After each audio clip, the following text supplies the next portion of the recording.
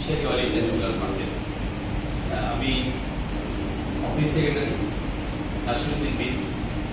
আমার সঙ্গে রয়েছে স্টেট জেনারেল সেক্রেটারি মেশুদ্দিন মাইতি এবং স্টেট কমিটির মেম্বার, সঙ্গে দক্ষিণ 24 পরগনা জেলার প্রেসিডেন্ট আব্দুল মালিক মোল্লা সাহেব রয়েছেন, আমাদের হাওড়া জেলার প্রতিনিধি রয়েছেন। আজকে আমরা আমাদের পার্টির পক্ষ থেকে কয়েকটা দাবি নির্বাচন কমিশনের সিও দপ্তরে জমা দিলাম। আপনারা ইতিপূর্বেই দেখেছেন গতকালকে আমাদের ডায়মন্ড হারবারের প্রার্থীর উপরে হামলা হয়েছে, তার গাড়ি ভাঙচুর হয়েছে। গতকালকে শুধু নয়, এর আগে জয়নগর লোকসভা কেন্দ্রের প্রার্থী মেঘনাথ হালদার ইলেকশন কমিশনের যে সিস্টেম আছে সুবিধা অ্যাপের মাধ্যমে পারমিশন নেওয়া মিছিল, সেই মিছিলে আমাদের নেতৃত্ব ছিলেন, প্রার্থী ছিলেন, ইলেকশন এজেন্ট, তাদের উপর হামলা হয় এবং মারধর হয়ে যায়।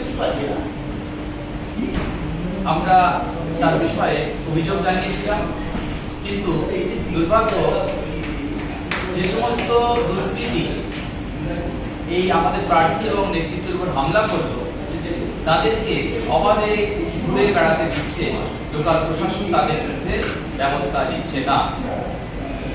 অবাক করার বিষয়, কোথাও একটু তাদের বিরুদ্ধে কোনো এফআইআর হলেও লঘু ধারা দেওয়া হচ্ছে।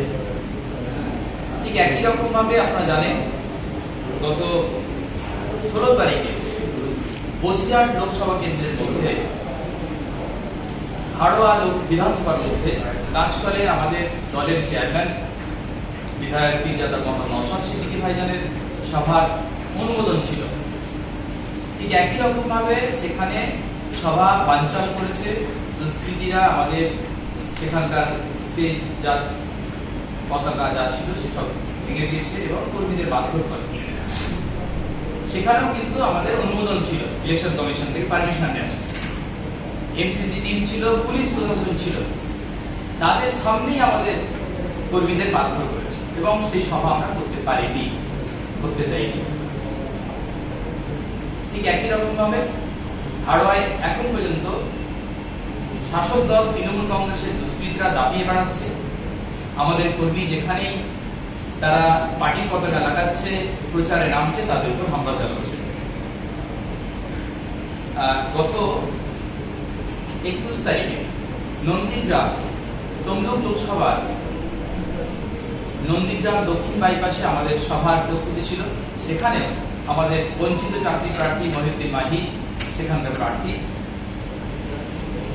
মঞ্চ বাঁধা হয়েছিল, সভা হবে, ঠিক একই রকম ভাবে দুষ্কৃতীরা এসে সেই মঞ্চ খুলে দিয়েছে। ওখানেও আমরা অভিযোগ জানিয়েছি। আগামী কাল নির্বাচন রয়েছে এবং তারপরে 1 জুন। আমরা আশঙ্কা করছি যে রাজ্য নির্বাচন কমিশন যেভাবে পঞ্চায়েত নির্বাচনে অবাধভাবে সন্ত্রাস চালাতে দিয়েছে, তার আভাস পাচ্ছি যে এবারও হয়তো এই শেষ দফা নির্বাচন অবাধ সুষ্ঠু হবে না। তার জন্য আমরা আশঙ্কা জানিয়েছি যে দুষ্কৃতীদের যদি বিরুদ্ধে ব্যবস্থা না গ্রহণ করা হয়, ল অ্যান্ড অর্ডার যদি মেনটেন না করা হয়, তাহলে কিন্তু স্বচ্ছভাবে নির্বাচন করা যাবে না। এই দাবি আমরা জানিয়েছি।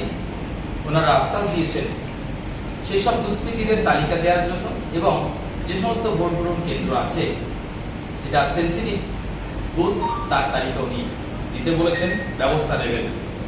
আমরা নির্বাচন কমিশনের সিইও অফিসার, যিনি অ্যাডিশনাল অফিসার স্যার রয়েছেন, তার কাছে আমাদের দাবিপত্র দিয়েছি। আমরা আশা রাখি ব্যবস্থা গ্রহণ করবেন নির্বাচন কমিশন।